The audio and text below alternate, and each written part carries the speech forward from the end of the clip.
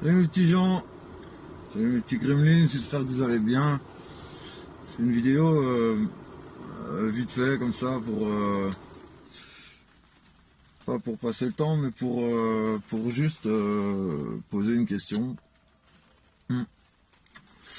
Étant donné qu'il y a des millions de gens qui regardent mes vidéos, je voulais poser une petite question et bien sûr que non, il n'y a pas des millions de gens qui regardent mes vidéos, mais même s'il y en a que 2 ou 3, franchement j'en bats les couilles les gars, parce que je suis pas en quête de quoi que ce soit, juste je dis les choses comme je les pense et en général ça passe ou ça casse.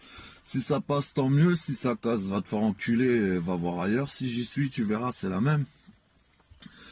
Voilà, en fait, je voulais vous poser une petite question parce que on voit de plus en plus sur YouTube, Facebook et compagnie beaucoup d'expériences sociales en ce qui concerne en général la rue. Donc tout ce qui touche les SDF et tout ça. Donc voilà. En fait, je me pose une question et je me demandais pourquoi les gens, toujours et souvent les mêmes personnes, donc ce sont souvent les mêmes youtubeurs ou les mêmes vlogueurs qui font ce genre de vidéos. On voit de plus en plus sur le net des expériences sociales qui concernent les SDF, donc des gens qui viennent et qui font une expérience avec eux et au final ils leur offrent, ils leur donnent 500 euros ou 600 ou 1000 euros.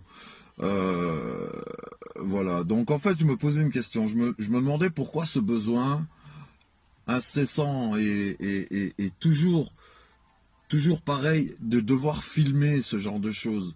Tu peux expliquer ce que tu fais, mais t'es pas obligé de non plus filmer à chaque fois que tu donnes quelque chose à un SDF. Tu vois, parce que je pense que c'est créer le buzz à partir d'un sujet qui est vraiment très très loin d'être concerné par le buzz sur le net, tu vois. Donc je me pose la question à savoir pourquoi quand tu fais une bonne action, tu te sens vraiment le besoin d'être filmé quand tu le fais. Pourquoi? Pour que les gens, quand ils te voient, ils te disent ouais, c'est bien ce que tu fais, c'est bravo, un pauvre SDF qui n'a rien, tu lui donnes de l'argent et toi tu lui donnes 1000 balles, tu vois. Et ça t'est pas venu à l'idée dans ton expérience sociale, plutôt de donner 100 fois 10 balles à 100 SDF différents, plutôt que d'aller claquer 1000 boules pour un SDF? Et mais ça, à la limite, c'est même pas condamnable. C'est même pas ça que je blâme. Ce que je blâme, c'est le fait de se filmer quand tu fais une bonne action, parce que tu te filmes quand tu fais une bonne action, tu vois. C'est bien, les gens vont voir ça, ils vont dire c'est bien ce que tu fais, tu peux être fier de toi. Mais au-delà de ça, toi qui fait une putain d'action et qui la filme, qui fait une bonne action et qui la filme, filme toutes tes mauvaises actions.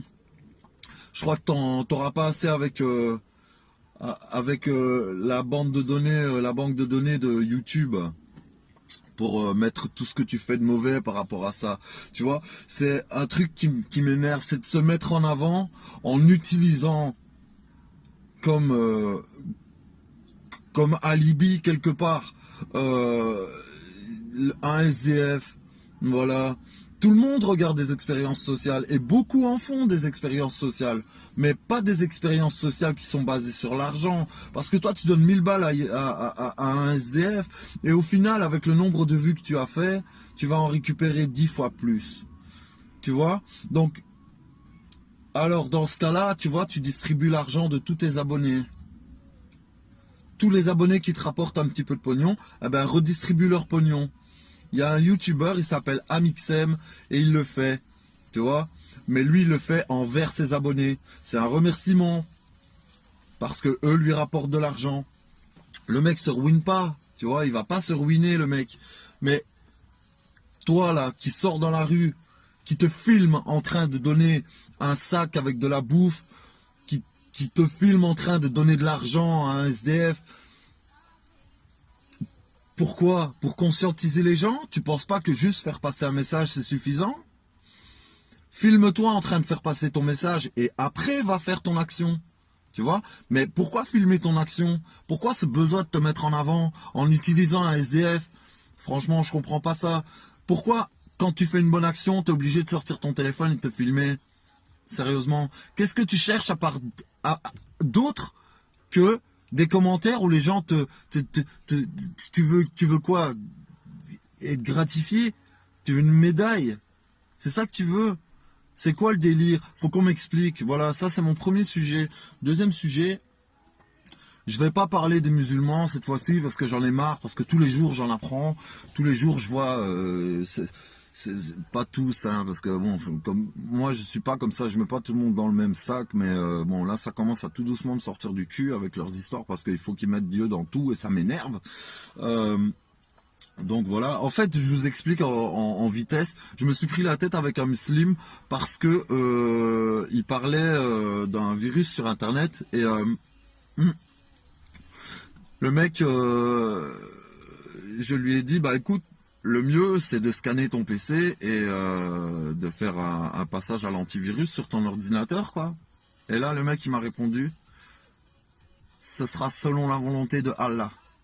Alors la volonté d'Allah, bon, c'est ta croyance et tu fais ce que tu veux. Mais la volonté d'Allah, excuse-moi, mais c'est pas un firewall, ok? C'est pas un antivirus, Allah, tu vois?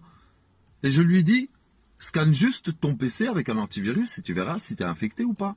Et si ton antivirus, pardon, est de bonne qualité, il va éradiquer le virus. Il a dit, si je suis infecté, ce sera la volonté d'Allah. Alors, je t'explique. Si tu as un virus dans ton PC, tu mets ta petite carpette comme tu sais le faire devant ton PC, tu te mets à genoux, tu poses ta tête par terre 12 fois comme tu sais le faire, et puis tu pries, et tu vas voir, le virus, il va disparaître tout seul. Sans déconner, faut arrêter les gars. Faut arrêter, ça devient n'importe quoi. Ça devient n'importe quoi. C'est incroyable. Alors, j'ai vu une pub à la télé, là on passe à un autre sujet, une pub à la télé, et vous allez probablement me dire que moi j'en aurais bien besoin parce qu'avec la lumière artificielle ici, j'ai une gueule blanche comme un cul, on dirait un morceau de brie, on dirait un vegan, on dirait un vegan, on dirait un mec qui a pas mangé de viande depuis au moins toute sa vie. Donc voilà. Prochaine vidéo, c'est pour vous les vegans, parce qu'il y en a un qui m'a pété les couilles encore et sérieux, lui, je vais pas passer à côté.